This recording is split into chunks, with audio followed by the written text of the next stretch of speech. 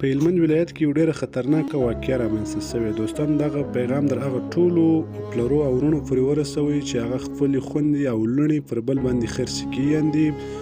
د 80 کالو وشپنجوري ته خپله خور، د 20 کالو 22 کالو خور یا لور ور واده کړي. د هغو سره به بیا دغسې واقعیات پیښیږي. دغه یو بابا دی چې د 75 او 80 کالو عمر یې دی او د 25 کالو زنانه غوښتې وه چې پلار او وروڼه داسې وه د پیسو دپاره یې دا ورکړې وه. د دا بابا سره داسې واقعه وسوه چې موږ یې په ویلو باندې شرمېږو. دا بابا داسې وبولئ کله د وخت دپاره چې دا بابا د دې دنیا څخه رخصت سو.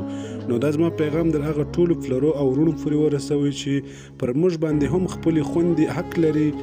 موږ ته هم اسلام دا اجازه نه راکوي چې موږ د هغو بغیر خوښې موږ هغه یو چا ته ورکو یا هغه کور ته ور واده کړو.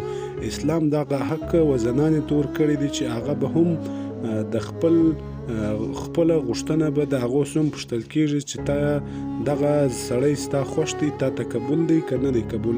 نو دغسې واقعیات به همیشه زموږ په پښتنو کې زموږ پښتانه د پیسو دپاره هر څه کوي. دا زموږ د پښتنو څه مې دا خواست دی چې بس دی نور د خدای په لحاظ د خپلو پیسو دپاره یا د 150 روپو دپاره د خپلو لوڼو او خویندو ژوند مه ورته کوئ چې بیا هغه هم تاسو هم شرمنده یاست او بیا د هغه در لاس هم داسې واقعه ووځي چې د هغو دنیا او آخرت عمر خراب کړي. دغه پیغام پر مخ در سره شیر کړي چې در هغه ټولو پلرو او وروڼو پورې ورسیږي چې د خدای په لحاظ تاسو چې خپله لور او خور ورچا ته ورکوئ د خپلې لور او خور څه دا پوښتنه کوئ چې آیا تاسو ته دا رشته منظوره ده او که نه ده، ځکه دا د هغه انسان د ژوند سوال دی. هغه که 100 کاله عمر یې که 20 کاله عمر یې هغه به دا ژوند د هغه خاوند سره تیری.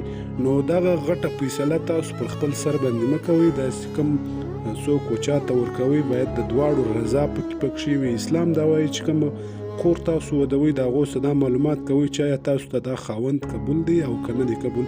زموږ په پښتنو روایاتو کې داسې ډېرې مسلې پیښیږي خو چې هغه پر سکرین باندې نه راځي. دا یوه واقعه پیښه سوې ده په هلمند کې چې دا بابا داسې حساب کوي کله دا چې د دې دنیا څخه رخصت سوی وي.